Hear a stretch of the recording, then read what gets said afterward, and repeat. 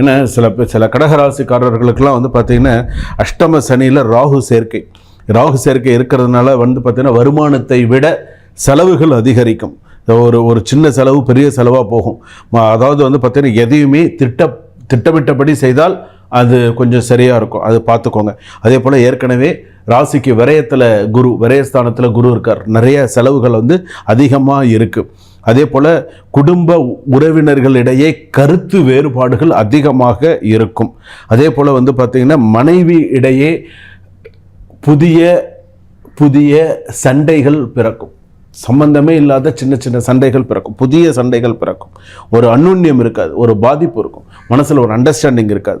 அதே போல் தந்தை வழி உடல்நிலை பாதிக்கப்படும், அப்பாவோட உடல்நிலை பாதிக்கப்படும்.